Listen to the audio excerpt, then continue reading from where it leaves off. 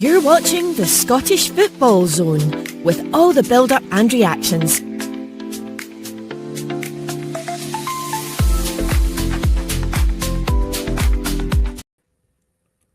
And there we go. It is the final games of the fixtures. Actually, before we go on to the post-split fixtures in about 2 weeks as well. It's not a dull moment in Scottish football, and I'm not talking about the weather outside. I'm talking about the game today and the action of the weekend. We'll get into that soon. Joined today, as always, by Ethan Barlow to look back in the weekend's action of the games. And what a game we saw at the Falk at Skigum today. Ethan, it was a game of two halves. Falk at 3, Rangers 6. Yeah, that crazy scoreline, as you said there, and you thought Falkirk were maybe going to cause a slight bit of an upset, but I think a few people expected them to give Rangers a really tough game, and that's exactly what they done in that first half with the 2-goal lead. Were they fully warrant of a 2-goal lead? Maybe not, but I thought they were certainly the better team in that first half and put Rangers under real pressure without Danny Röhl's team really mustering up many chances at all. And then obviously at the end of the first half, they do get that goal back, whether it was in or out. They obviously made the decision at the time, and they don't have the technology and Scotland to go back on it. I understand that.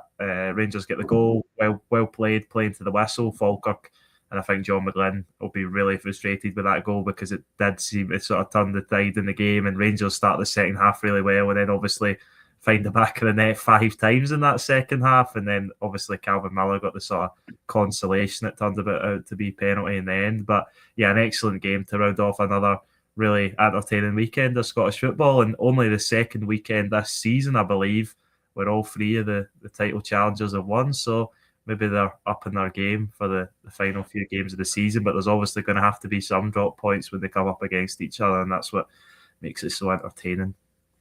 Robbie has joined us as well. Robbie, what an exciting game of football that was. A great game of a great weekend of football, Michael. Every game had its moments, to be honest with you. You look across the board at every game, either team could have won it in every game, to be honest with you. You start at Aberdeen, you end at Rangers, Falkirk, any team could have won the games of the weekend, and it made it exciting. But Ethan's right, look, the streak's been broken. The second time now this season that all 3 teams have won the same weekend. It shows they're all up for it. We'll get into analysing each performance and sort of pick out the bads for each team, because like Celtic, Hearts and Rangers had their poor spells in each game, but they all had to get the job done. They all did get the job done, and it creates an even more exciting split now, getting into the sort of last 5 games of the season. Yeah, no, I mean, Ethan's Falkirk got off to a brilliant start in the game. What was that? 8 minutes.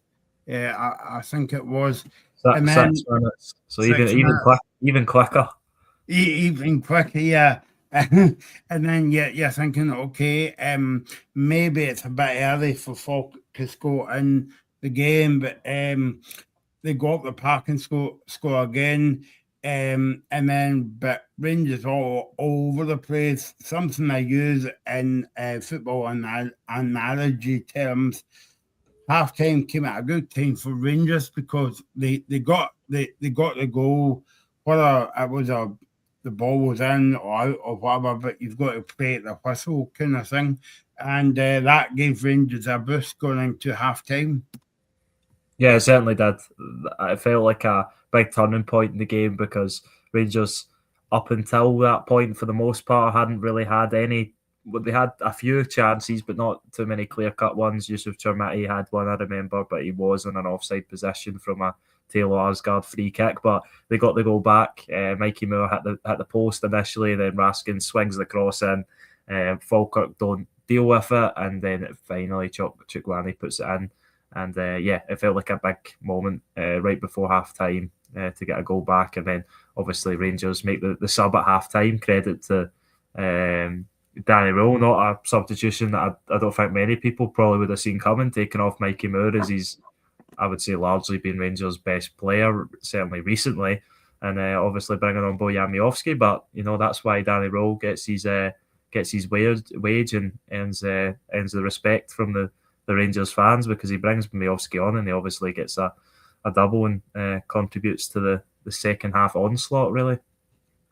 I think as well, Robbie, that's given Rangers a boost, but Rangers would be a bit disappointed how they're not in the Scottish Cup semi-final, just to keep that kind of winning momentum going. They've got to wait, 2 weeks now before, I think they play, is it Murrell at Ibrox?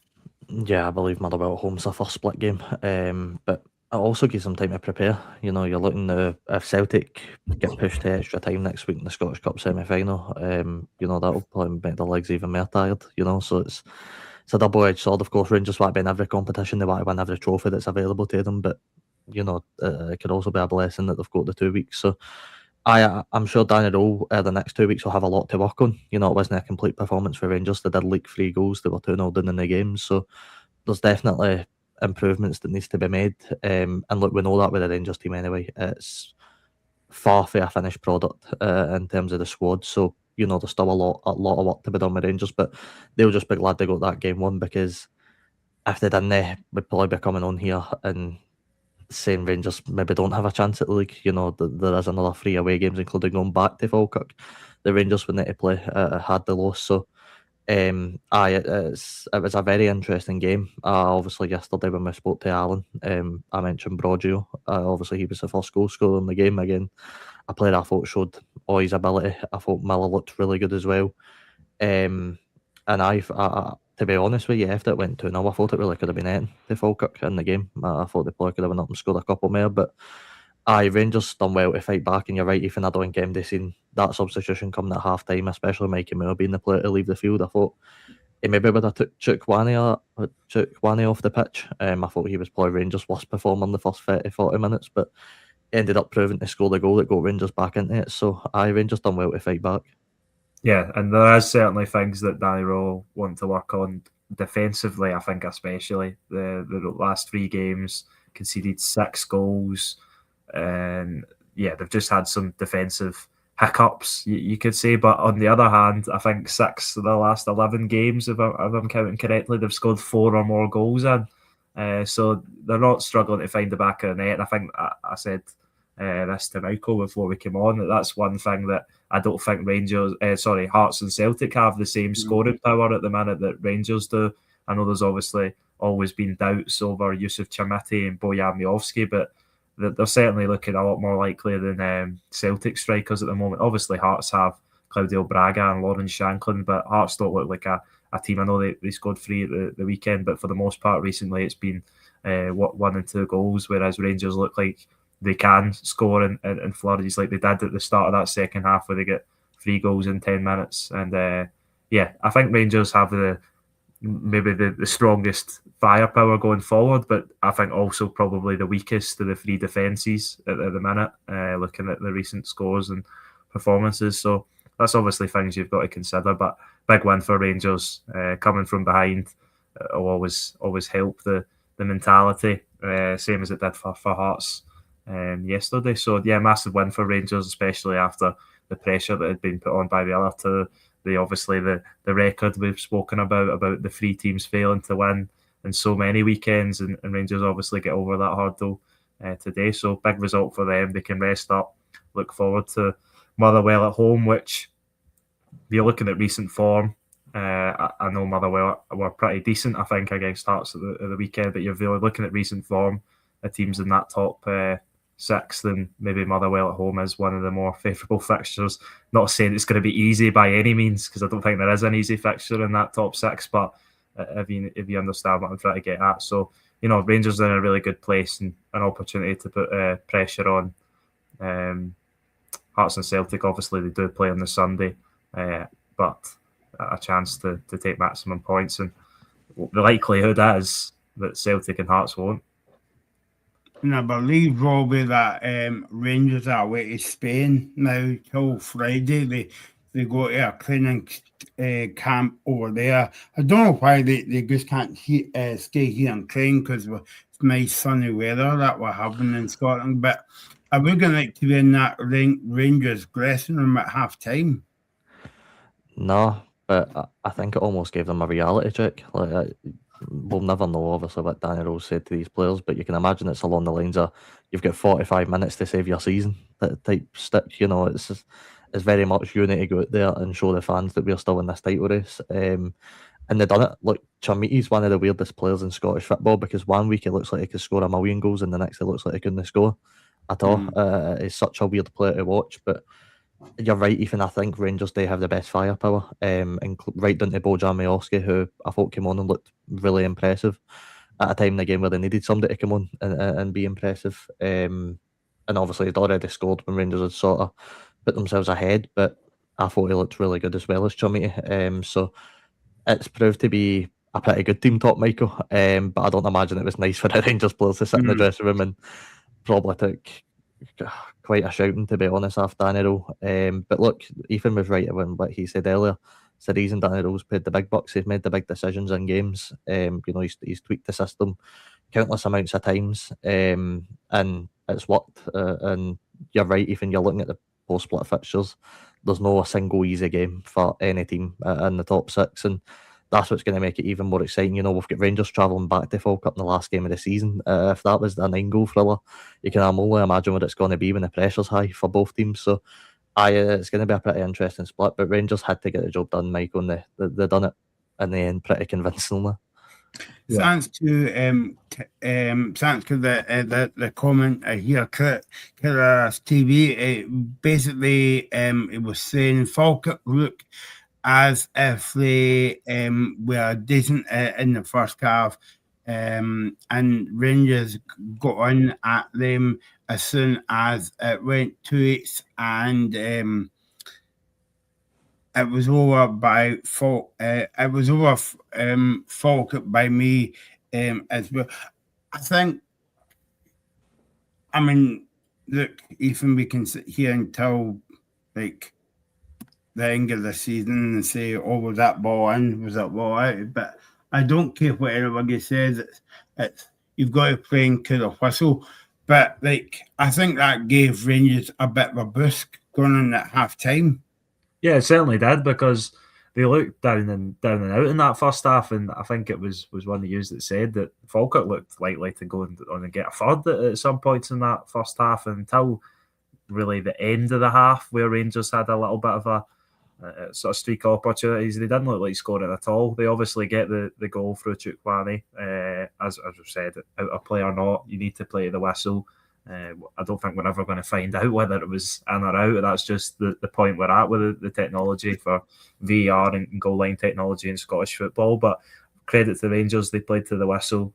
Falkirk didn't, and that just probably was a bit of a sucker punch to Falkirk at that point, right before half time. And then they never really got started in the second half. And despite getting that consolation penalty, Rangers were far better and ran right over the top of them. And I think John McGlynn will be really disappointed, because they were in a great position and they just had to try and make it difficult for Rangers to score goals in that second half, but they just didn't at all. And that'll be the really disappointing thing, especially after yesterday when, Hibs and Motherwell lose, and it's an opportunity for Falkirk to close the gap on both of them. They're in a great position, 2-0 up, and then I think he I've not heard what he said after the match, but he'll probably think that his team should have done better to try and hold on to that lead. But there's still plenty of opportunity for Falkirk to have a really good end to this season and try and climb into those European places, because they've still got to play Motherwell and Hibs are obviously the direct competition at the minute. I know there's still quite a gap between Motherwell of 8 points and Hibs of 5, but Falkirk have shown that they're going to compete in this split. They're not going to be a team to be run right over the top of. So, disappointing for Falkirk, especially where they were in the match. But I think they'll be back. That's for sure. I think as well that this comment here, thanks for watching on YouTube. Yeah, I mean, basically for me, it was like that kind of, if it wasn't a goal, at Easter Road, I'm not going to open that can of worms again, Ethan, as well, because we'll be on until next season talking about that. Robbie, yeah, Rangers are going to Spain, and I was thinking, Graham, on Friday we get not be fun if Hearts play Rangers in Spain, because Hearts are going to Spain as well, so it's all happening in Spain. But how beneficial will that be to get warm weather on the players back until they come back with kind of like 5 cup finals? Yeah, I'll give them a huge boost. A much needed break. It's been non-stop action since December. Really, there's been sort of games every week, kind of Bali international break. So, it'll be a good rest for the players, a good chance as well to sort, some stuff out. We're talking about how poor they were defensively. Danny Rowe want to go out to Spain and try and tweak that, and try and rest assure his team that they can beat anybody, because it's so big now. You're right, it is cup final after cup final after cup final, and Rangers keep finding a way, like Celtic and like Hearts do, by the way. They both keep finding a way to win games, of course, as the Terrace TV comment there, the ball in or out shouldn't matter. As you say, you play at the final whistle, and that's something that I'm sure John McGlynn will be disappointed with. But Rangers did, and look, they keep playing to the final whistle. We can sit here and analyse, Rangers had their poor spells and Rangers could have been 3-0 down. But, if Rangers win the next 5 games and end up lifting that league, then nobody's going to look back at that and go, Rangers had poor performances here and there. It's about getting the results now for all 3 teams. And, we're going to speak about Hearts and we'll go into Celtic Park, I'm sure, and speak about them. It's all poor performances at spells in the game, but all 3 keep getting the win, and it just makes the split more exciting. You're looking really, first of all, at Hearts v Hibs, the first post-split game for Hearts. It's going to be absolutely incredible. It's going to be huge for the season, to see what happens. So I think the training camp, Michael, will work out well for Rangers. Yeah, so it's a really good opportunity for them. And obviously, on the other hand, for Falkirk, they've got a massive semi-final and massive opportunities, favourites to go to the Scottish Cup final. Dunfermline are not going to be a pushover by any means, as Neil Lennon's shown them to be, especially in that competition this season with some of the results they've got. He was at the game today, I seen. So, yeah, he'll be very wary of what this John McGlynn team can do, but he'll also look to exploit their backline like Rangers did today. The only thing I was thinking about the sort of refereeing for the ball being out.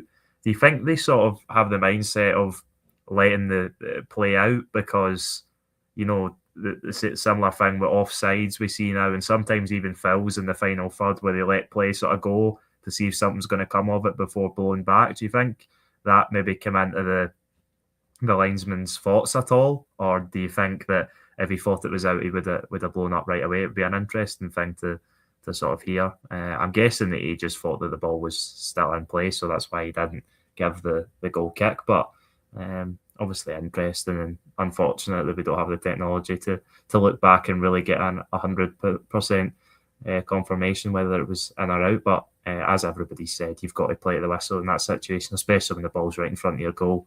And Falkirk certainly didn't. It seemed to be a sort of second pace. Even the commentary team seemed to be sort of operating at a second pace at that point. I think they had thought that it was going to get called, but it didn't. And credit to Shukwani, who was on hand to finish it and get Rangers back into the game before half time.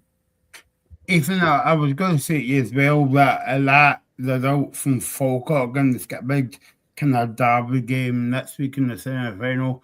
What will that do to the confidence going into that game?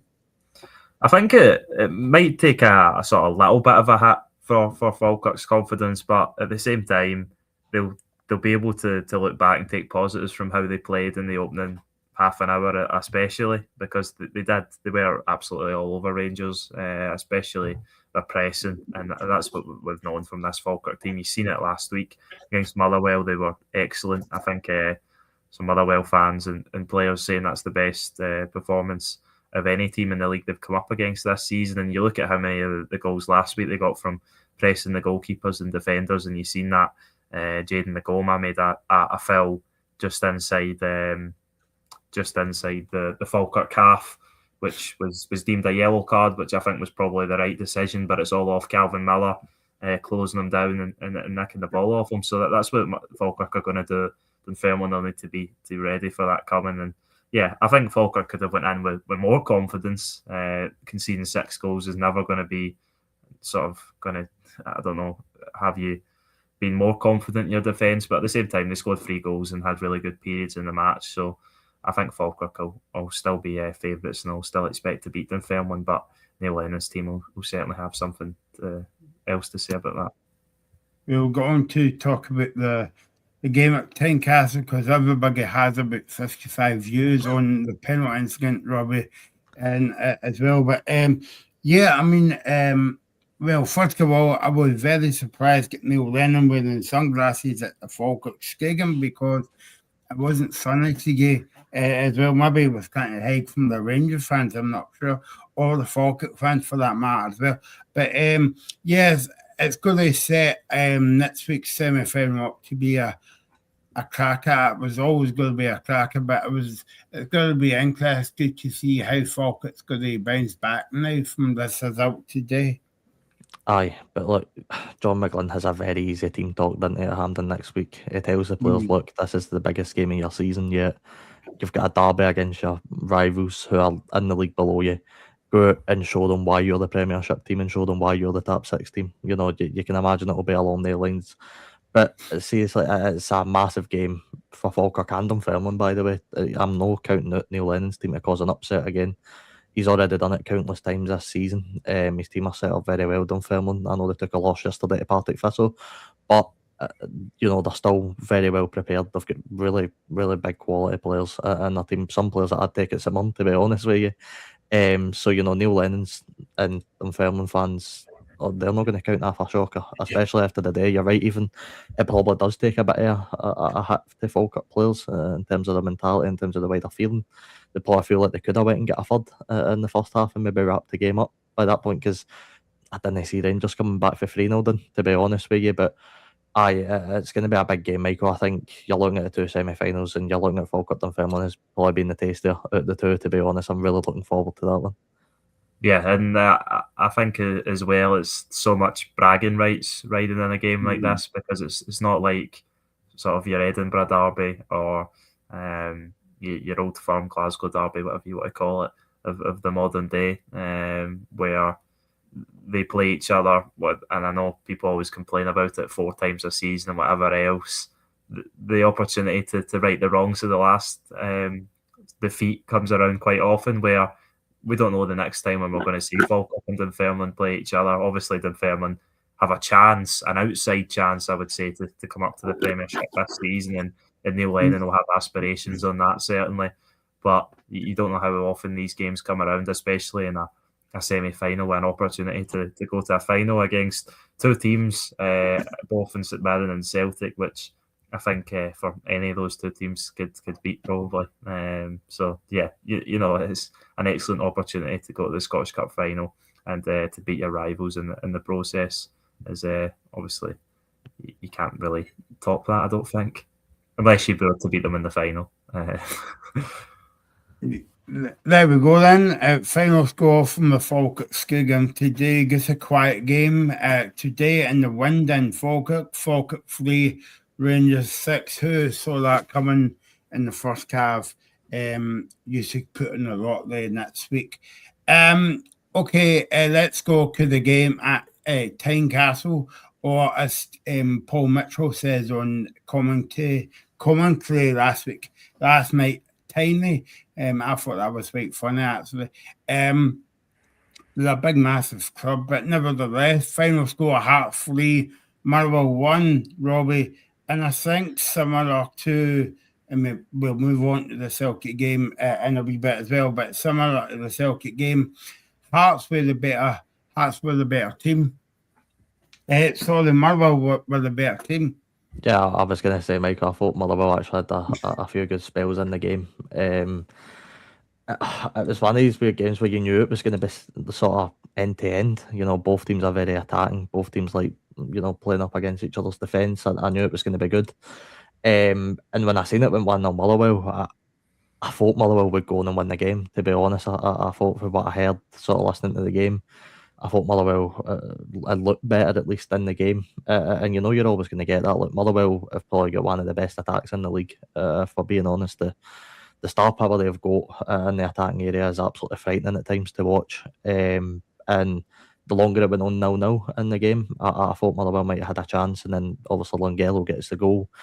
I sort of thought for them Motherwell would maybe kick on, make it hard for Hearts to try and break them down. And I was kind of getting worried for Hearts, to be honest, because you were looking at that. If it finished 1-0 to Motherwell, or even one each, what Hearts ever going to get back in this title race? You know, how bad was the mentality going to be?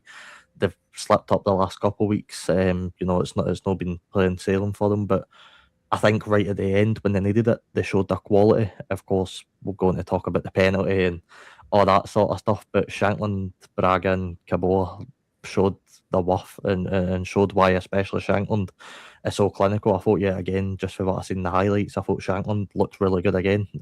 You know, for a guy that we all come on here and sort of praise his goal record, but you look at his actual link-up play and the way he sort of pulls the team forward. He's really good at that side of his game as well. And Hearts showed why they're still in the title fight, Michael. You know, all three teams this weekend have showed why they're still in this title fight and why they should be. They've all showed that wee bit of quality just when you need it. We'll go into obviously Celtic Park. We've just spoke about Rangers making the big changes at half time to get back into it. Hearts showed their fight in the game. The only concern I have with Hearts is their squad depth. I think Kabori did come in and play quite well, but you're looking on the sort of face of the other subs. Nemdi really came on and nicked the headlines. You know, Nemdi came on really and made a difference. It was kind of the players that were already on the pitch. And look, of course, Hearts are still building a team. You know, I think a lot of people do forget that. We're still very early on into Tony Bloom era at Hearts. But you're just looking at the squad depth for the last 5 games and wondering, do these players have what it takes to come on and really make an impact on the game, or is it going to be Hearts for the next 5 games, relying on their starting 11 to try and push them through to this title? Yeah, it was a bit of an interesting game, especially in the first half. There wasn't really much, looking at the stats and watching the highlights, there wasn't really much going on at all. And Hearts having more of the ball against Motherwell is not really something that you would have expected, but there wasn't much chances. And then it looked like Motherwell were getting a sort of grip of the game in the second half. They obviously get the goal through Emmanuel Longelo. And I agree with you, Robbie, at that point, you think, is this the end for Hearts? Are they going to be able to bounce back again and come from behind? And that's exactly what they did. They get the goal back through Braga, of course, and then by what means, controversial penalty, certainly. Lawrence Shankland has the composure to step up and take it, and then obviously Kabori gets the icing on the cake at the end. So a massive win for Hearts, because I know I tipped them to win this match. I thought it would be difficult. I just thought Motherwell's form going into the game would play a factor, and I think it probably did, because I think Motherwell had chances before Hearts got their goals to probably double their lead, or at least put more pressure on Hearts, and they never really took them. Hearts did, and that's why Hearts are top of the league, and Motherwell are now well out of this title race that they were in for a couple of weeks, because they've got that sort of clinical edge in the final third, especially Lawrence Shankland, as you said, Robbie. He's massive for them. I know Claudio Braga's probably going to grab most of the headlines come the end of the season, or certainly I think a lot of people would probably have him ahead of Shankland in terms of individual awards, but Lawrence Shankland's such a great player for Hearts, and probably I would say that the best striker in the league. Just his overall play, his sort of link-up play, his ability to come short and get involved, and also he's just a clinical goal scorer. You've seen it last week with the goal he scored against Livingston. He nearly scored an excellent volley as well. And yeah, he's just an excellent player, and I would have him starting for Scotland in the World Cup. Whether he will be is another question, but he's going to be a massive player between now and the end of the season for Hearts, and an excellent win for them. To bounce back from going behind and shows that they're not going to go down without a fight. And you know, they've led this league title for so long.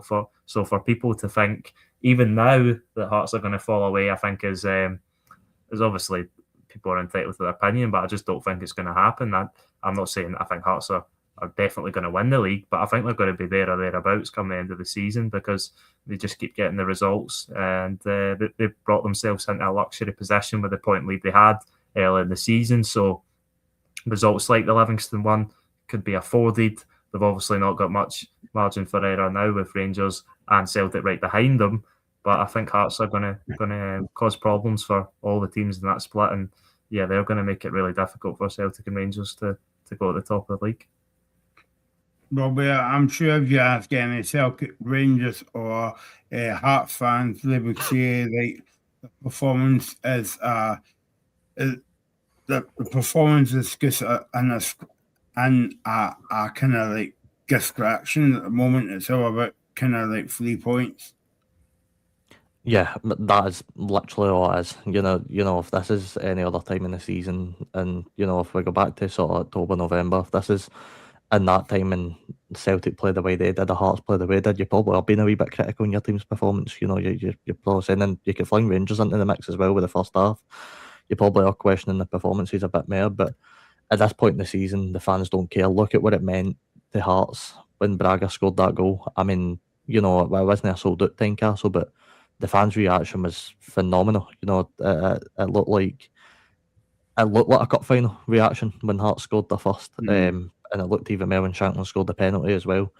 It just means so much to their fans, and they just had to win. We had Graham on the show saying that as well. It wasn't ever going to be about performances, especially when now you're playing the top 6 teams. That's it now. You're playing the sort of big boys in the league, if you will. Performances don't matter. If Hearts win the rest of these games 1-0 and play really bad performances, they're not going to care come the end of the season. So, it's about getting the wins, and Hearts probably they managed to do that, but they got a wee bit of luck on their side as well. Yeah, and you look at, we speak about performances all the time, and rightfully so. Motherwell have won 14 games this season, failed to win 19. How many of those 19 games probably would you have said Motherwell were the better team on a performance value sort of basis? But that's not what it's all about. It's about putting the ball in the back of the net, and that's what Hearts have done so well across the course of the season. Celtic and Rangers at points as well, and that's it. None of these teams are good enough to expect them to win every game, but they're grinding out results, and that's what it's about, because it's not sustainable to do it. But so one of them's going to drop points eventually. One of them is not good. Well, two of them obviously are not going to win this league title. One of them is, but they all, with a win this weekend, take a step closer to the title, because it's all in their own hands. They can all make their own way to that title, and that's what makes it so entertaining. For Motherwell, maybe a little bit worrying now that they've had a poor run recently. What is that? 5 games, without a win. And I think the performances have still been there in some of the games at Celtic Park. They were good for spells before Lingelo got sent off against Hibs. I don't think they were too poor either. I think Falkirk were the better team last week, and on another day that they can easily take something at Tynecastle, but they obviously don't, and that's where they'll need to try and bounce back, because they will want to hold on to 4th place. And I think their performances across the course of the season probably warrant 4th place, but that's not always what how football works. It's a results-driven business, and Jens Berfalasco will know that. And for Hearts and Tynecastle, they stayed behind the team. I think the fans had belief that they would get back into the game, and obviously they were rewarded. Their support throughout the season certainly rewarded, and Hearts aren't going to give up on this easily. And they obviously get the goal through Braga from the sort of corner. Stuart Finlay back in. The Hearts set up after these injuries, a massive boost for them as well. Speak about Cammy Devlin and Lawrence Shanklin, but Stuart Finlay I think has been a big miss alongside Craig Halkett. And then obviously they get the penalty, which initially I'm going to just start speaking about it. I thought it was a penalty initially, but I've seen rulings that say that why it pretty much shouldn't be a penalty. So I'll let you take this one away, but I don't think it should be a penalty, but a big decision and one possibly they've got wrong again. Robbie? I'm going to agree with Ethan. I don't think it should be a penalty. Like, the biggest thing I took away with it was there was no intent for the Motherwell player to hurt the Hearts player. That's first and foremost. So I think that's probably the main thing that I took into consideration when I first seen it. And of course, the Hearts boys took a sale one. Of course, he's been booted straight in the back of the nut. It's never nice to see. But Is it a penalty? I don't think so. It is very much accidental, and I don't know how the referees have looked at that on VAR and came to the conclusion that it was intent, because that's the only way you give the penalty in that situation. If it's not intent, you can't give the penalty. So VAR could have looked at that decision and said, right, well, there's got to be intent there. He's clearly meant to hurt the boy, which, if you look at the clip, it's just nonsense. You see where the ball movement is when it goes to swing his leg. It should never be given as a penalty. But am I surprised? I'm not, to be honest, with the way VAR's been and the way the officials have treated it this season. I'm really not surprised to see that given as a penalty. I think Motherwell fans will feel really hard done by, and so will Jens. But at the end of the day, I've probably seen worse penalties given this season. So no, I'm not really surprised. But I agree with Ethan, it should never be a penalty. But Ethan, just to ask you, would you still take Jens as Celtic manager at this point? I've seen a few Celtic fans say maybe he needs a bit more time at Motherwell. I mean, what's your thoughts? No, I think he's shown throughout the season that he's good enough to go to that next level, whether that be Celtic or whether that be somewhere else. I think the style of play is excellent, and I know that the results haven't always been there, but I think these things usually balance out. And I think, unfortunately for Motherwell, despite how well they've done across the season to be fourth, no one expected them to be there. And another sort of scenario, I think they could easily be closer to the other three. I think the performance, the sort of the level of performance hasn't quite rewarded them at points it should do. So yeah, I think he's certainly still going to be a candidate, and I can see why people are maybe saying, "Oh, he's not won in a few games," but it's Motherwell we're talking about here. No disrespect to them, but no one expected that squad to be in fourth place in the league. So if they go on a run without winning a few games, then I don't think you can be too surprised at it, especially when in some of those games they easily could have took more points than they did. I was just reading the sort of rule book here that I seen pointed out. Playing in a dangerous manner.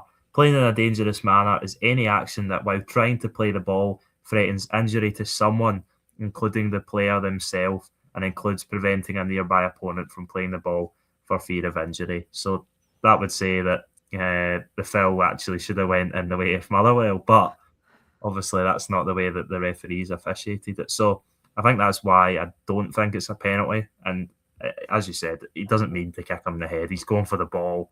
It's very harsh, and yeah, very unfortunate for Motherwell. And that's the kind of things that when you're on a difficult run like they have been, that just go against you. It just seems like your luck's not in at the minute. And obviously it was for Hearts in the day, but credit to them and Lawrence Shankland. He still needs to step up and score it. And then they obviously go on to get a third as well for Kabori. So, credit to Hearts. It's not their fault that the officials gave the penalty, but I think it was really harsh and probably the wrong decision in the end. I don't know about you guys, right, but that just sums up why there's not any match officials going to the World Cup this season from Scotland. Aye, it perfectly sums it up. And it's, as I said earlier, it's not surprising they gave the penalty considering the way this season's gone with VAR calls, but it's unfortunately not surprising. I don't want to be the case where I'm coming on. I like to think, Michael, we love a good moan about VAR, don't we, on the show, but I don't like to imagine we want to be coming on the show every week and moaning about referee decisions and moaning about VAR decisions. It's the last thing we want. We want VAR to be good in the game. We want the officials to be making the right calls. But yet again, it's another decision that could prove costly for Motherwell. What kind of form are they going to go into having the split now? What are they going to be doing? Are they going to drop down the table? If so, you could look back to moments like that where on another day they're probably looking at a time castle by a point, having got nothing out of the game. And I suppose, Ethan, right, all the talk was about Motherwell and the title race, and they were, but if you ask anybody it for Park, they say, oh, no, they weren't. But this happened to a few weeks ago. They went to Dundee and they had that game in hand, maybe put pressure on Celtic, Rangers and Hearts, but I think Dundee beat them both at 2-0, and then after that they went to Celtic Park as well. So even though the Motherwell fans would be disappointed, but it's been a decent season for Motherwell. Yeah, it's been a really good season, and I think that's the Motherwell fans. Although the dreams of a title race have faded, they'll still be very happy with what their manager and players have done this season, because a lot of people had them well within that bottom six, and they've been had the chance to watch. I think a lot of people would say that the most attractive football in the league, the best football in the league, and it's also been sustainable results wise as well. So, it's been a once in a, I think, genuinely a once in a lifetime season for some Motherwell supporters, that they've never seen a level of football like what Jens Berthel-Aske's brought to the club. And I think no matter how this season ends for them, they will be really grateful for what they've seen this season. But that being said, if they were to give away fourth spot, I think they would be really disappointed, and rightfully so, because they've looked the favourites for that for the duration of the season almost. So yeah, I think they should. I think they should have enough to hold on to fourth. But as you said, once they lost at Dens Park and then at Celtic Park, and you maybe expected that with less to play for, and in terms of they don't need to win every match. They've not got the motivation to win every match because they're going for an outside shot at a title. Whereas now they maybe sort of came down to the level of, okay, we just need to get fourth kind of thing. And sometimes that's a difficult mentality for the players to have, and it's one they shouldn't have, but it's only natural to sort of think that way. And I think you've seen that. But even still, I don't think the performances have been too bad, and I think the results will follow their way eventually in this split. And I think they'll have enough to hold on to fourth. I know Hibs are only 3 points behind, but I think Motherwell have got to bounce back eventually, and maybe it'll be Ibrox. I don't think it will, but we'll see what happens. It's been a funny old season. Robbie, were you about to come in? No. But I agree with Ethan. And to be honest, I don't know when the form turns around now, because you're looking at a split now where you are playing a tough team every single week, and the mentality is going to be low, which it will be in the Motherwell camp. They'll probably feel a bit deflated after the last couple of weeks, but you just got to keep trying. And I do really feel bad for Motherwell fans, because you're potentially now going to finish the season, right? And I don't take anything away from them. It's been a fantastic season one. As Ethan mentioned, I don't think any Motherwell fan at the beginning of the season when Michael Wimmer left the club would have dreamed of having this season. But you're now looking at a season where you've got nothing to show for it. You're potentially going to lose your manager at the end of the season. You're going to lose Elijah Just, when he should potentially leaving the club. You look at other clubs running about them. You look at Falkirk, they've got a top six to show for their achievement. And by the way, top six for Motherwell still a good achievement, but Falkirk have potentially got a chance at a final in a cup here. Motherwell had that chance in November and obviously lost the game.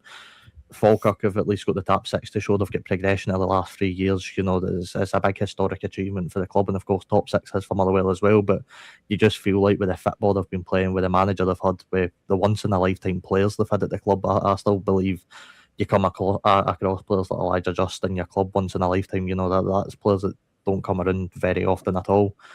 So you're now looking at the end of the season and going, you feel bad for Motherwell fans, because they might not have much to show for this if they end up falling down the table and don't manage to secure fourth place.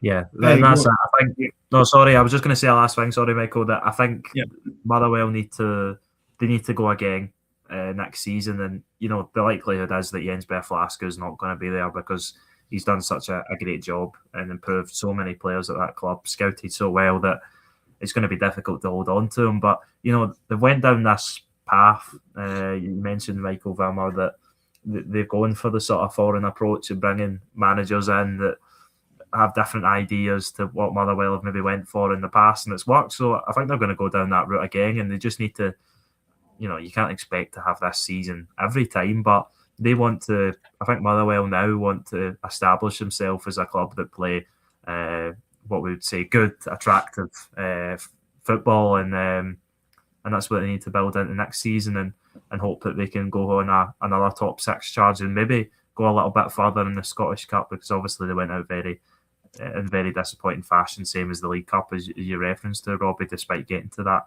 semi-final. So there's definitely an opportunity for Motherwell to build on this season. They'll have great financial backing from the players that they go on to sell. They've probably still got quite a lot of that Lennon Miller cash sitting about as well. So Motherwell are in a great position to really go from strength to strength going into next season, and they'll just be looking not to make a mess of it, because it's a very common thing that happens in football when clubs have a good season, that they change too many things, or too many of the constant variables are switched out, and then it all sort of falls apart. So that's what they need to avoid. But yeah, a great season for Motherwell. But as you said, Robbie, nothing to really show for it in terms of trophies or accolades, but a perfect opportunity to build into next season. There you go then, final score from Tynecastle, Hearts 3, Motherwell 1. Let's go on to the final title chasers. It's Celtic and Celtic 1, St Mirren 0. And I mean, I think you've got to give St Mirren credit, even though that St Mirren had a lot of the ball. I don't think they had a lot of shots at goal, but maybe Robbie will tell me something different. Michael, I couldn't count the last time St Mirren rocked up to Celtic Park and walked away with 43% of the ball at the course of the 90. I was astonished, to be honest with you. But we also Celtic didn't really create much either. You know, it was 7 shots to 5 in the game. It wasn't a game full of shots and you know, drama at either end of the pitch, but I couldn't be any more proud of the players, I'll be honest. I don't know how many times I've come on this season and said that. There's been so many different challenges we've faced. And to turn up to Celtic Park, and I'm going to say it, we dominated the second half. We outplayed Celtic in every area. I thought we were fantastic, and if we just had that wee bit more final product in the game, we might have got away with something in the game, because I really did think Celtic were poor in large parts. The goal, to be honest, was poor defending for us, although, you know, I'm not going to take anything away from Oxlade-Chamberlain. He still had to be in the position to score. I just felt like we could have defended a bit better at times, and that was probably the frustrating part. Far too much. The midfield was dropping far too deep. We were giving Celtic too much space in the pitch, but it's all wee things that Craig McAleisha is going to tweak, you know, the next sort of week before that massive semi-final game for us in Celtic. You know, it's things to build on. It's positive. We didn't really know how the game was going to go. We seen the Green Brigade was back. I was a bit feared when I read that, to be honest. I was like, all right, well, that's just gave Celtic a huge momentum boost. They're due a big winner someday. Let's hope it's not us. And it didn't end up being us, but look, it's not often I come away for a 1-0 defeat feeling positive, but I feel really positive after watching that. And if I was Celtic, I'd probably, you know, I certainly wouldn't be fearful. You know, the Celtic have shown they can win league titles the debt season upon season, but performances like that's not going to get you. And I think Celtic know it needs to be better. But again, Michael, who cares? They get the 1-0 win, they walk away with the 3 points, and they head into a semi-final game where the advantage is at Monday. You know, they've beat them once. They'll be hoping to go and try and do that again. And for St Mirren, they'll just be hoping to keep up that good performance, because it was a really good performance in my opinion. One that I've not seen at Celtic Park in my lifetime, to be honest with you. And I know we won there back in 2021, I think. But even that, you know, that was a very unique set of circumstances. This was us rocking out at Celtic Park and us putting a stamp on the game. You know, it was nice to watch a game where we weren't going too direct. You know, we weren't trying to play it up to Mandron Nagunga every 2 seconds. It was get the ball done, play the football, and try and see what we can do to Celtic. And we've done that for most of the game. Yeah, no, I completely agree. I don't think it wasn't a very entertaining game in terms of chances created, lots of shots for both teams. St Mirren didn't, as you rightly said, they didn't create a lot in terms of the final third, but neither did Celtic. They didn't have much chances at all. And yeah, it was really impressive from St Mirren. I thought it was an excellent performance, as you said, Robbie, and it was really pleasing to watch. You know, I heard that I hadn't got the chance to watch a Craig McAleisha St Mirren performance in the full 90-minute capacity until yesterday, and watching the first few minutes, I'd heard that it was a little bit more expansive style of play that they played out from the back and stuff like that. And watching the first few maybe 10-15 minutes, I didn't see a lot of that at all. It looked like a very sort of traditional St Mirren performance, and then they sort of built into the game, and they were excellent in times, and really, especially in that second half, played Celtic off the park to the point that Celtic couldn't get near St Mirren. St Mirren had more possession in the second half. They looked more threatening. Celtic looked like they were running out of steam and couldn't really hold on to the game. I don't think that Celtic midfield has enough legs for me. Callum McGregor, Benjamin Negrin, Alex Oxlade-Chamberlain. I think you need a bit more physicality in there. And obviously they brought Arne Engels back off the bench, which is a big boost for Celtic. You've got Ray Hatate there as well. Alex Oxlade-Chamberlain takes the goal really well. He had one before, similar sort of scenario. Cal McGregor has the shot, it sort of rebounds. It was Shamal George that saved the first one, Oxley Chamberlain finished it in, but he knew he was offside, and then the second one, McGregor has the shot, which is blocked. That's a really nice finish from Oxley Chamberlain, but even that goal, I think, was against the run of play. I thought St Mirren looked more likely at that point. I'd say St Mirren's looked still most likely probably from set pieces, but some of the play out from the back was excellent. Golgic sitting in the sort of dropping back into the defence. He's obviously played further forward in his career. He's someone who's not shy to get on the ball, but I thought the midfield, Alan Campbell and Jacob Devaney were really solid as well. Not maybe the typical of the past St Mirren players, sort of smaller players, not as physical, but they got about the pitch, and I thought there was so many impressive performances from St Mirren. They just didn't really have that sort of creative edge in the final third, but that'll come, getting used to playing this way under McLeish, and it was an excellent performance. Yeah, I would give McLeish a 10-year contract if we could, but no, I do think you're right. We've been missing the cutting edge for a large part of this season, but it comes with a club like St Mirren. You're never going to be getting a striker that's scoring 20 goals a season, but we've got a striker that can score at least 10 a season. And Mandron, people forget that, 10 goals a season for a St Mirren striker is really good on the face of things. You're right with the midfield. I actually thought I was impressed with how well we ran the midfield in the game at times. I would have gave man of the match, in my opinion, to Alan Campbell. I think Oxlade Chamberlain did take it just because of the goal, but if you look on the face of things, I thought Campbell was superb at times, and that's a guy that can never break into a Stephen Robinson team. But the way he just opened up the game at times was impressive, and Devaney as well. I've been flashing his colours for a week. He's only 18, and yet he looks so mature for his age. And I said it earlier, it's not the the tricky stuff that he does well, but it's just the simple things that opens the game up that he does so well. And you look at guys like Mark O'Hara, he's playing at right wing back at Celtic Park. I never thought I'd see that ever, to be honest with you, and he actually looks really comfortable in the game. So I couldn't have been more impressed with us, to be honest, in their performance yesterday. It did give me a chance to obviously watch some of the Celtic players. I thought Maeda had a good few runs in behind at times. One player I'm still really against for Celtic is Chavin Chara. I really don't think he's a Celtic quality striker, to be honest. I've not seen one performance to suggest that since he joined the club. And when Kelechi and Nacho came on, I thought Celtic instantly looked a lot better in that area, to be honest. Kelechi, for me, should be starting for Celtic. I know there's various fitness reasons, and that's probably why he isn't, but Chavin Chara's not a starting Celtic striker, and I think that really gave us a boost. And I'm not sure even what Martin O'Neill's going to go with next week, but if he plays Chavin Chara, I'll be a lot more confident getting into the semi-final than if I see Nacho on the team sheet.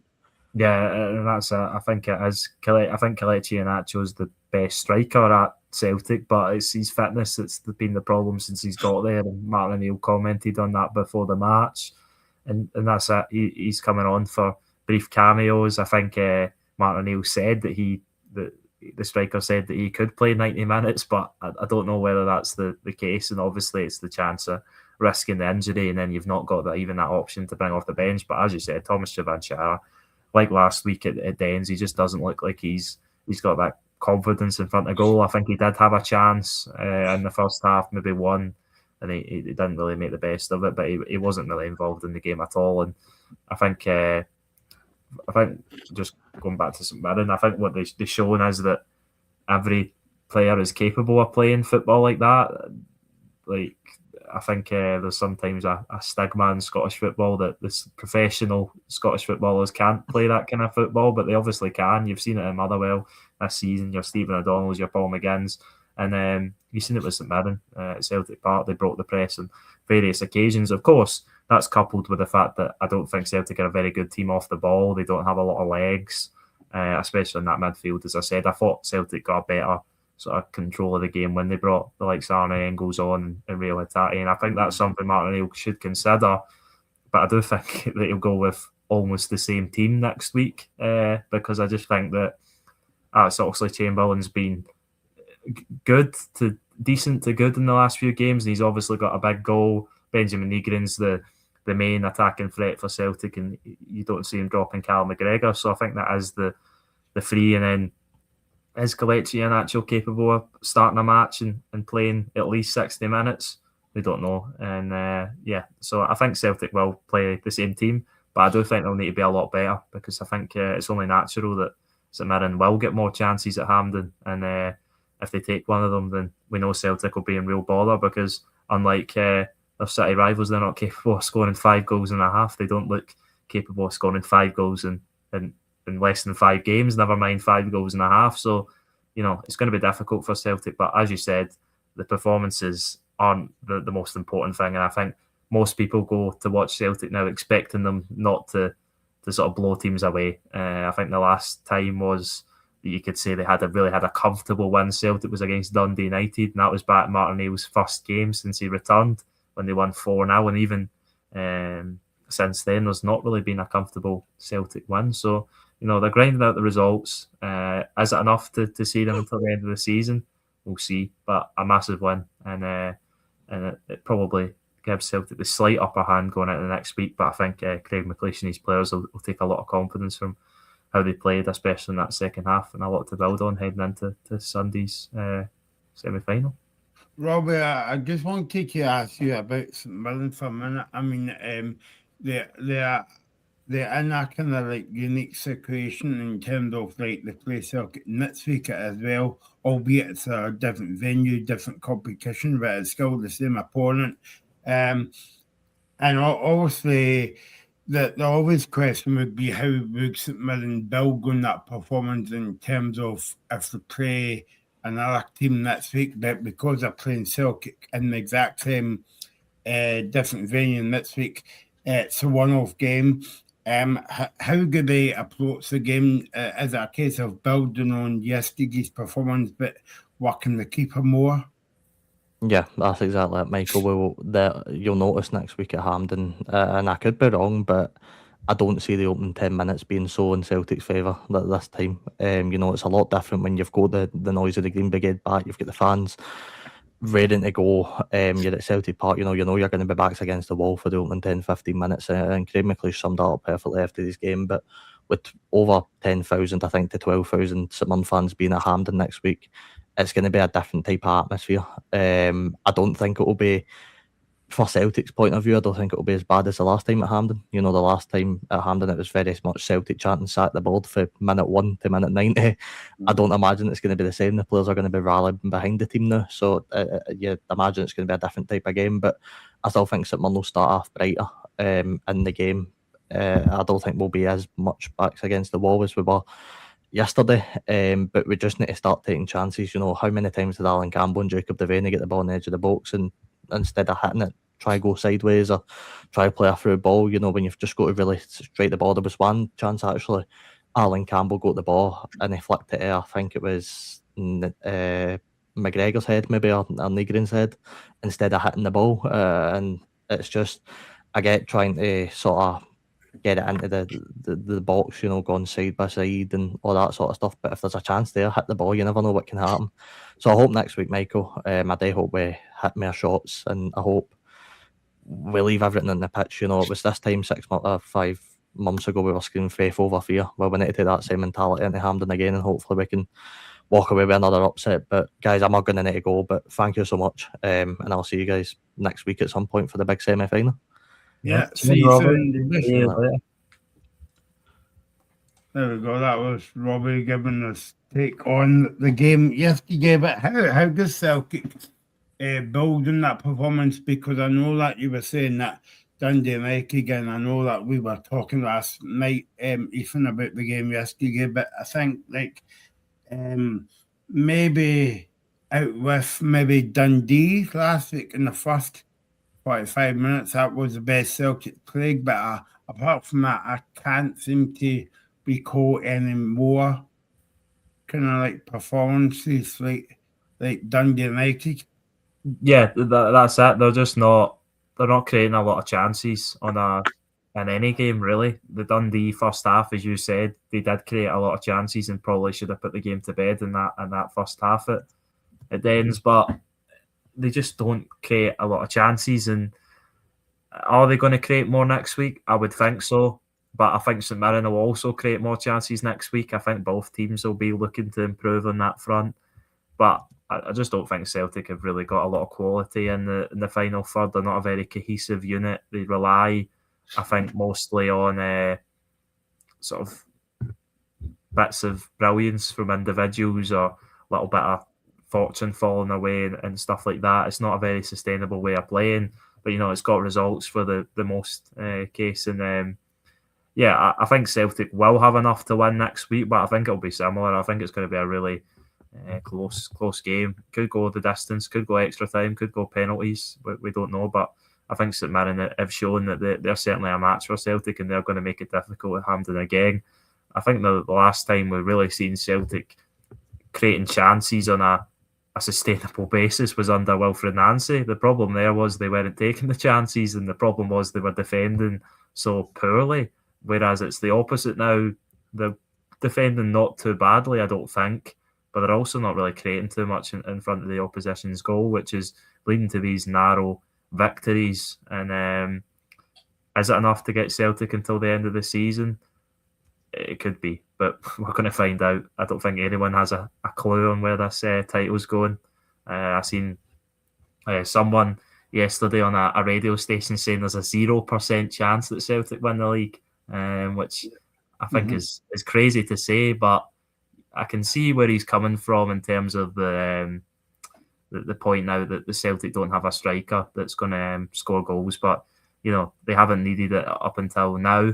And are they going to need it between now and the end of the season? Of course, it'd be ideal to have one, but they've got Benjamin Negrin there, who's in the upper echelon of the league top goal scorers. So, yeah, I think Celtic they're not in the best position at the minute, but they've been in worse positions this season. I think you could say that for both Hearts and Rangers as well. So, I don't think we've learned much from this weekend, really. It's been the first weekend the second weekend, where all three teams have won. So it's a rarity in itself, and we're pretty much as we were before.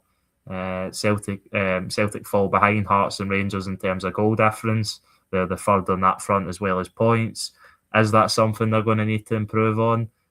We don't know. Maybe Celtic will win it outright on points, or maybe they'll lose on goal difference. But yeah, we didn't learn much, I don't think, from the three teams this weekend. But one of them's going to drop points very soon because they're all very prone to doing it, as they've shown across the course of the season. There you go, final score from Parkhead. Celtic win, St Mirren 0. Let's go on to the other game. Should we say the bottom half of the table now? Albeit Hibs will be in the top 6 after the post-split fixtures. Aberdeen 2, Hibs 0. And I think that I know that I was saying earlier on about the top 3. It's all about winning games, and I suppose it's all about winning games for Aberdeen, and a big, massive win yesterday for Stephen Robertson. And of course, it's his first win as Aberdeen manager.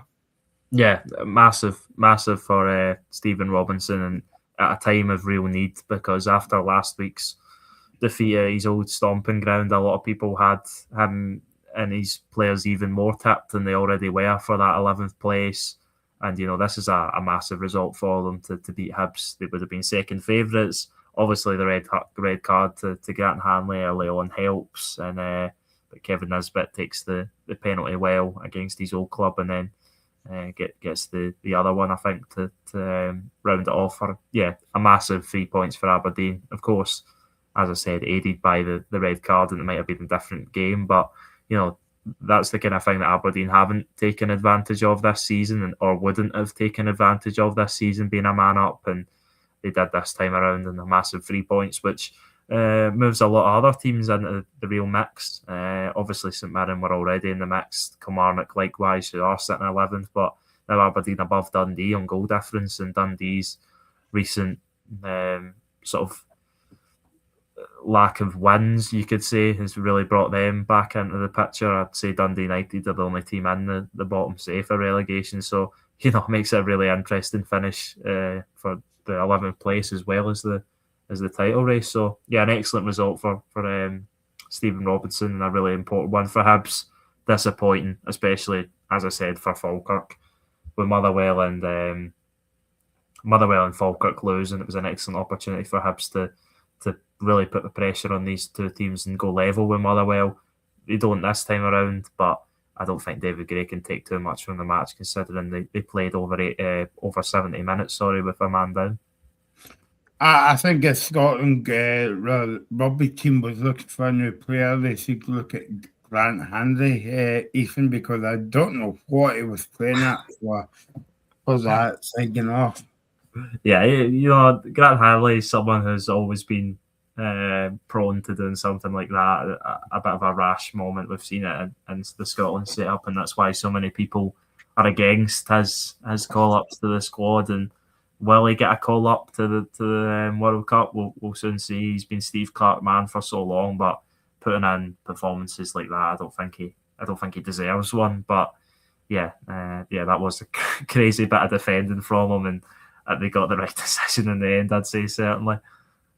Yeah, maybe it was actually because the Commonwealth Games is coming to Glasgow for the gymnastics. I'm not sure if that would be a bit of a routine in the gymnastics there, but there you go. Aberdeen got a man sent off. That was very debatable as well. But where do you stand there, Ethan? Well, Aberdeen got a red card. Yeah. Aberdeen got man sent off. Oh, I'm not aware of this. The only one I'd seen was the Emmanuel Giamfi, the yellow card that I think Hibs fans were wanting a red for at the end of the first half. Oh yeah. I've okay. I'm getting mixed up now. I'm getting carried away with that Grant Hanley one too many times. No, it was just get a yellow card, but I think that went to VAR as well. Ethan, is that right?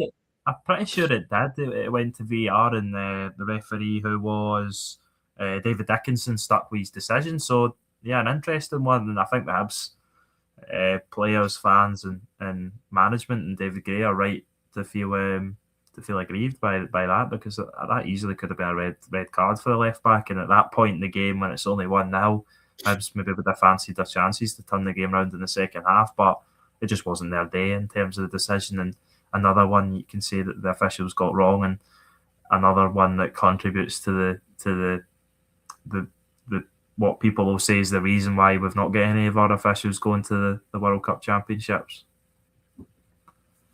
Yeah, I'm actually just checking here, Ethan. I'm sure that went to VAR, and they gave him a yellow card. But again, I don't know why I kind of say that, but a big win for Aberdeen. Yes, you get them struggling.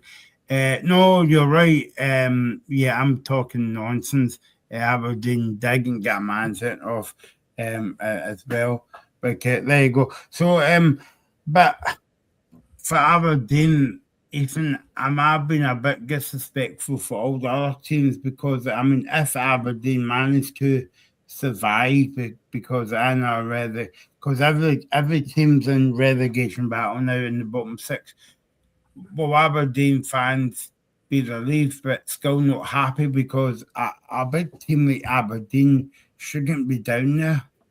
Yeah, no, you're completely right. They shouldn't be down there. They have an illustrious history, and they're proud that they've never been relegated from the top flight. So that's something they want to hold on to. And they're not a club that should be in the bottom six, never mind in sort of relegation trouble. And the way the club's been sort of run recently, and the success or lack of success they've had consistently in the league has been of concern to the Aberdeen fans. A lot of them not happy with the hierarchy at the football club at the minute, and they feel something needs to change. So I think they're quite right to be unhappy with this season and want change, because it's not been a good season at all. And where do they go now is the question, because if we look at how many of the teams in the top six that we think are only going to get stronger, Hearts, Rangers and Celtic especially would think get stronger. Hearts, you're looking at the Tony Bloom analytics and other trends, they only get better. Motherwell have got a real foundation to build on. Hibs are building a connection with David Gray. So, Aberdeen need to get their act together if they want to be in the top six next season. and that's where they should be with the size of their club, the finances they've spent on players. But it's just been another failure of a season for them, and I think the fans are quite right, like Paul Donaldson, to criticise this season. Yeah, there we go. Paul Donaldson says, just started watching. Perfect timing for the Aberdeen chat. Yes, yes. But also he said that it was a hugely big result for Aberdeen yesterday. Impressive performance over what has been a very poor season. As well. I don't know, Paul, if you would agree with me there when I was saying to Ethan that if Aberdeen does stay up, well, I think they will, but nevertheless, you're in the bottom six. Would that be a kind of poor season for Aberdeen? Because a team like Aberdeen, as I call Aberdeen, a sleeping giant, Ethan, because obviously one Club City, a big support. What was it, 18,000 at the game yesterday as well. And they should be doing much better than what they are. Yeah, they should do. And I think, an excellent achievement and moment last year, lifting the Scottish Cup for the first time in 30 years. But you would say probably over the recent years out with that maybe Hearts and Hibs have had the better of Aberdeen and maybe the consistent league finishes. Maybe I'm completely wrong about that and I'm fabricating it a little bit, but you would say they're certainly the three biggest clubs behind the two from Glasgow, and Aberdeen will feel that they're the biggest of those three and want to be up there striving to break the dominance of the Glasgow pair like Hearts have done this season, or certainly look to be doing this season. So yeah, I think there's definitely room for improvement in Aberdeen, and whether that starts in the summer is another question. But will be certainly what the Pittodrie support want and probably deserved, as you said, based on the size of the club, the attendance. A sleeping giant's probably the right term to use. A massive club, not only in Scottish football but British football.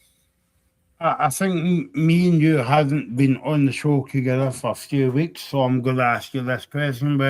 Were you surprised that Stephen Robertson went to Aberdeen, considering that St Mirren's in a semi-final of the Scottish Cup was what? I think there was 9 games to go at that point. Yeah, I think it was slightly surprising, but at the same time, maybe Stephen Robinson felt that things and Paisley had become a little bit stale with the recent performances. St Mirren weren't exactly on a hot streak. I know they had got to the semi-final off the back, of course, winning the League Cup, but maybe it was the right time for him to change and for St Mirren to change. You've seen some of the results since he's left, but until that win yesterday, it looked like he was jumping from one sinking ship to another, and the sinking ship that he got off looks to have sort of started picking up steam again, and the one that he's jumped on is lost steam. But they've got the big win yesterday, and Aberdeen are in a good position. That will hopefully, from an Aberdeen point of view, give them the confidence to go and get enough points in the split. And yeah, it's in their hands, like it is for the title challenges. It's in all of those clubs' hands, apart from obviously Livingston. It is still in Livingston's hands, but I think everybody, I think it would be very hard pushed to find anybody, apart from probably Marvin Bartley, that thinks Livingston are still going to be in the Scottish Premiership come next season. But yeah, for every team in the bottom six, apart from them and Dundee United, it's going to be a dogfight for points until the end of the season. And as for Hibs, David Gray, Hibs seems to be doing up and down this season, but they seem you would say this season is over in terms of they can't go up, they can't go down. I think the biggest game that they're looking forward to is a Hearts game in a few weeks at Easter Road. Yeah, that'd be the perfect start to the split, because I think for all of those, the bottom bottom half of the top half of the split. That's a bit of a weird way to say. I'll just say the teams from 4th to 6th: Motherwell, Hibs, and Falkirk. 60% of their games in the split are going to be against the title challengers. The other ones against the 2 other teams that are competing for those European places. But it's going to be difficult for any of those teams to jump up above each other in positions, because there isn't too many points up for grabs. There's not any wins in this league guaranteed, especially when you're playing against teams in that top 6. So it's going to be really difficult for Hibs to catch Motherwell, even though it's just 3 points. The goal difference between the 2 teams is massive as well. It's going to be even more difficult for Falkirk to catch Hibs. So I think Hibs are probably a safe bet for 5th, but David Gray will be telling his players and have aspirations of going for 4th place and getting a better position in European qualifiers. I think that would get them after what was a really impressive qualifying campaign this season. Some great moments in there. The Kieran Bowie goal comes to mind. The comeback in Warsaw, which unfortunately, it never was. I'm forgetting about it now. But I remember they did come back in Warsaw, and then the home side went on to win. So, Yeah, they brought us some real entertainment and qualifying, and hopefully them and all the teams can really have a go at Europe next season and put Scotland back on the map in terms of European football, not just as a nation, because I think we've done that in qualifying, but certainly not at club level. I think they did not lose the goal right on full time for extra time. Yeah, I think they did. Yeah. They did. They scored in the 93rd minute Legia to make it 3-2 on the night and 4-4 on aggregate, and then they scored in the 98th minute the 8th minute of extra time to send them through. So it was really unfortunate for Hibs because they played excellent as well, and obviously the previous round against Partizan Belgrade at Easter Road was the one that they should have won as well. And it had that excellent Kieran Bowie goal in it, which will be forever remembered probably by everybody, not just the Hibs fans. So, I think it's been a roller coaster season, and I don't think Hibs have had the consistency of Motherwell, despite being 3 points behind. I think, as you've said, it's just been up and down for Hibs, and that's why nobody's really went, Hibs are having a solid season, because it seems like it's sort of 2 steps forward, 2 steps back kind of thing, where they look like they're going to go on a run and then they get a setback like this. Obviously, you can't do much about an individual error, making a sort of silly decision and getting sent off. But, David Gray's message will be that it was a collective responsibility after the Grant Hanley error, and that's one they'll need to bounce back from.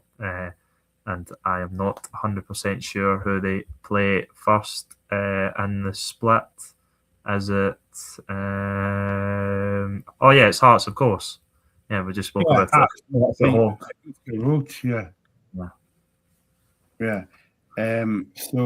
think that's Bank Holiday Monday. It's a weird 5:30 kickoff, but there we go. Even we called this game at on Friday show, Dundee United Livingston. We called this game a kind of boring game because we didn't know what to expect. But who knew? Dundee United won 3-2 against Livingston. Yeah, I know. It's the 2 teams that you would say were they have the least to play for across the entire league. Dundee United look very good for 7th place, and Livingston look, unfortunately for them, very good for 12th place. And I think for Livingston, what they want to do now and what Marvin Bartley will really want to do is get that win. And you thought that they were going to get the win when Lewis Smith got the 2 quick goals in the second half, but it wasn't to be. Dundee United come back and get the win at Tannadice to even more confidently strengthen their grip on topping that bottom half. But for Livingston, that's them down and out now. There's no way back. And it's been unfortunate because the performances have been a lot better since Marvin Bartley came in, and the question will be asked, had they sort of switched David Martindale out for Marvin Bartley a bit earlier, had would he be able to turn things around? But the same time, you can make the point that they're not getting enough wins. It's been draws or defeats still, and that'll be it. He'll want to get that win, because one win in a league season is abysmal, and I don't think Livingston are actually that bad. But that's like we spoke about with Motherwell. It doesn't matter how well you're performing or how poorly performing. It's the results that matter, and that's why Livingston are bottom of the league and will be relegated into the Scottish Championship. And I think Dundee United's a bit like Hibs. There's no get anything to play for this season. They're just playing out the remainder of the game. But are you surprised Dundee United this season? Because I thought, that they'll kick on, because obviously they came up from the Championship. And Jim Goodwin has got them playing good football, but obviously this season's a wee bit different.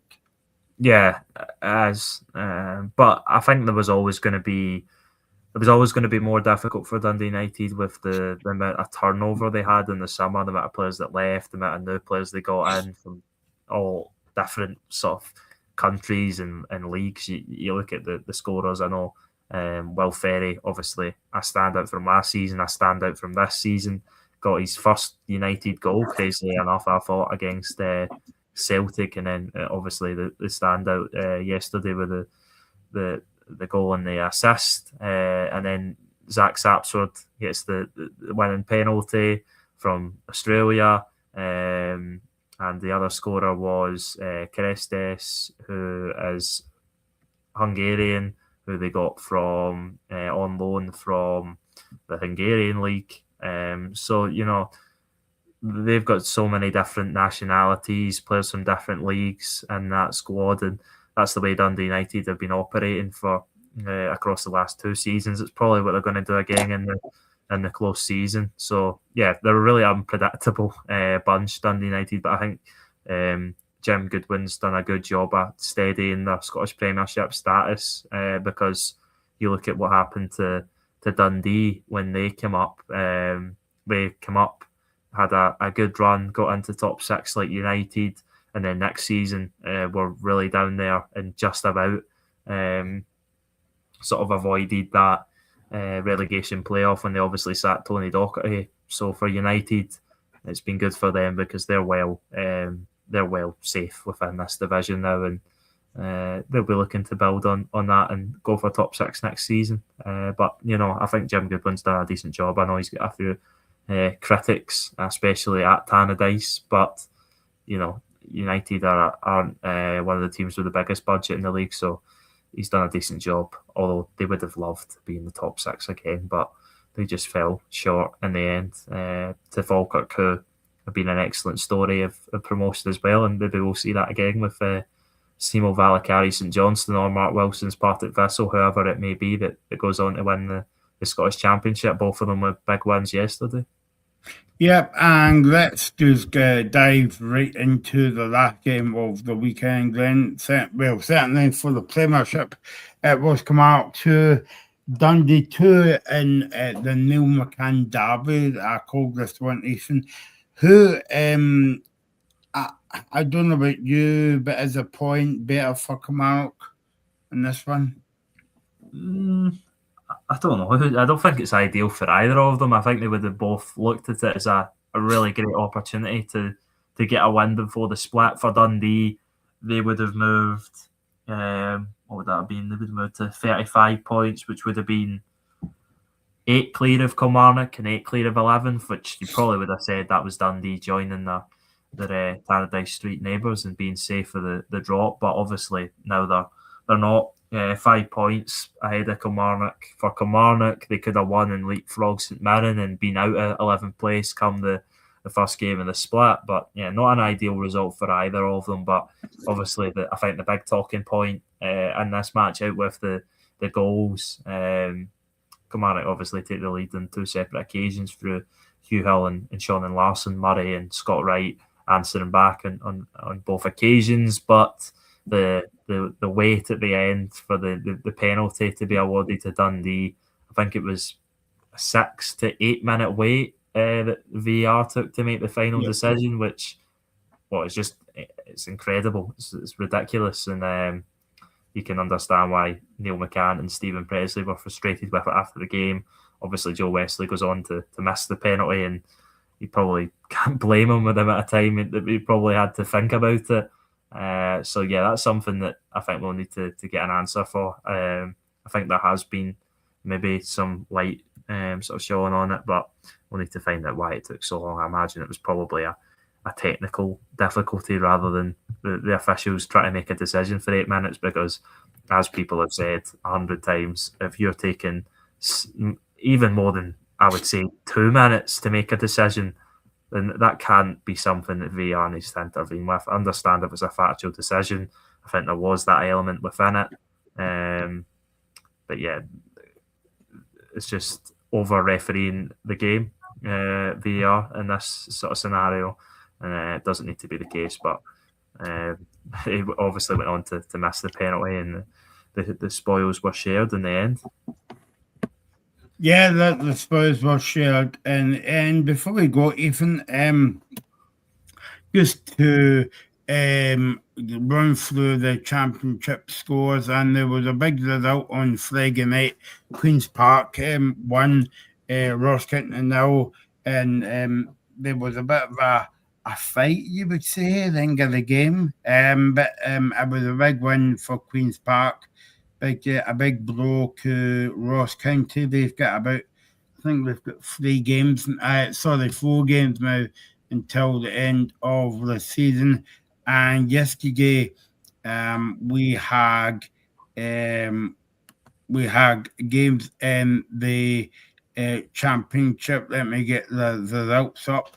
Ayr United 1, Arbroath 0, Packet Thistle 2, now against Conferman.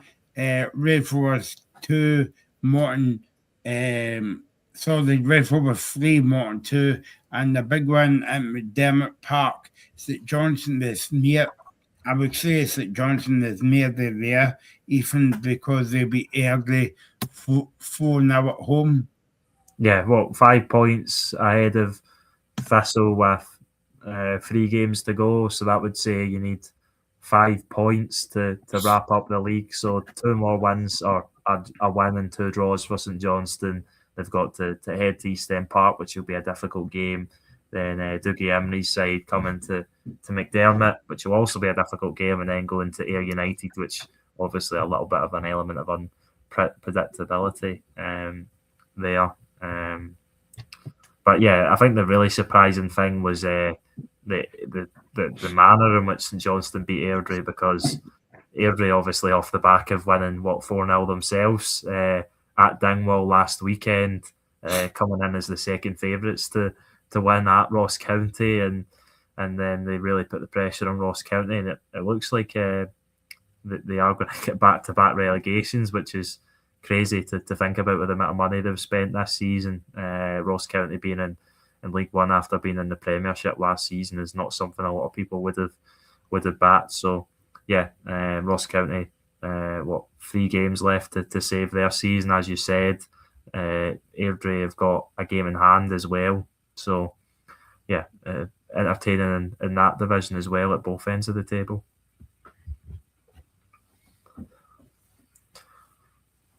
Yeah, no, Paul Donaldson's just talking about Ross County there as well. Yeah, so all could play for in the Premiership and also in the Championship as well. And we'll be here every kick of the ball. Thanks to Robbie, thanks to Ethan for joining us this afternoon. Thanks for your comments as well. Much appreciated. And we'll be back next Friday to preview the Scottish Cup weekend semi-final. First up, we've got the Fife Derby, a small matter of Conferman and Brave Rovers. And Sunday, we've got Paisley against Glasgow, St Mirren against Celtic as well. So, so we'll be back again on Friday night, live at 5 o'clock, only here on the Scottish Football Zone. You're watching the Scottish Football Zone with all the build-up and reactions